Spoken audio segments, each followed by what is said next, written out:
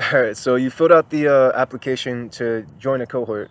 Now, the next thing you need to do is you need to reply to the email that I sent you um, that has the Builder's Pledge in it. That way I can find out who's active and who is going to stay committed to the cohort.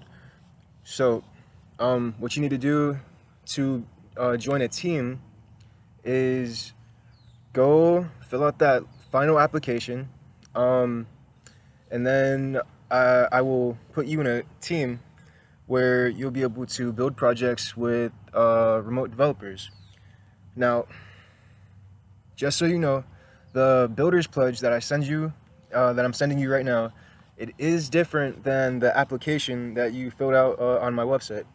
So, so far about 200 people have filled out the application, but only about 50 people have filled out the Builder's Pledge. Now, I don't want anybody to get left behind, so I'm going to give you guys a little bit extra time, maybe another day or two to fill out the Builder's Pledge. And if you don't fill it out, I'm sorry, but I'm going to have to begin the teams without you. It would suck if you started like a week or two late. Honestly, I don't know if that would even be possible for you to join. You'd probably just have to sign up for next month's cohort and fill out the application again, and then you would need to promptly, within a week's time of me emailing you again, you'd have to fill out another Builder's Pledge. And just because the two look similar does not mean they're the same. They're two different forms and they get sent to two different databases. So, I'm gonna say this again. You filled out the application on the website. Now you have to fill out the Builder's Pledge that has been sent to your email, and then you will be able to join the team pretty much the next day. So I hope to see you all who filled out the application. I hope this doesn't confuse you too much. Yeah, and honestly, I can't wait for the people that have filled out the Builder's Pledge. You don't have to fill out anything again. And I'm gonna say this one more time: the Builder's Pledge is different than the application. So, if you filled out the application 2 or 3 times, that's not the same as the Builder's Pledge. I'm sorry.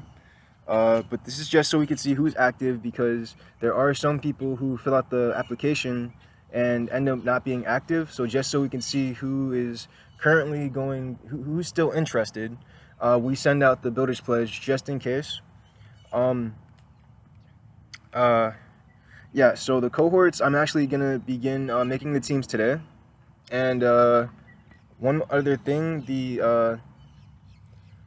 some people don't know this, but the cohorts are different than the learning group. I know it's a little confusing, but the cohorts are where you build projects together remotely, and you have your team, about 3 to 5 people, and the learning group is basically a group of people that are learning together about 6 hours a day, and we're going to be going through the free code camp curriculum. Either we're going to be learning Git, HTML, and CSS, or we're just going to be learning JavaScript for, like I said, 6 hours a day. So that's the learning group, and then the cohorts, as I just said, is where we build projects with teams on our own schedules. It's way more flexible, and I'm just gonna outline this as well. Tier 1 is HTML and CSS for the cohorts. It's HTML and CSS, and the basics, basically like the syntax of JavaScript. You don't even need to know JavaScript for Tier 1. Tier 2 is JavaScript, like intermediate JavaScript, and you will be building bots and whatnot. Oh, excuse me, you'll be building, give me 1 second. My apologies. No, you'll be building extensions, like a Chrome or Firefox extension. And Tier 3, you'll be building bots such as Discord bots, Slack bots, etc.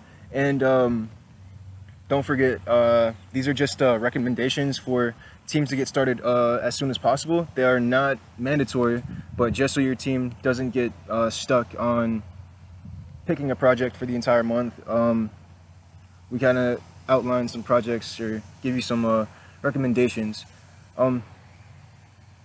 So I really cannot wait to see what you all build, and yeah, I'll see you in the cohorts.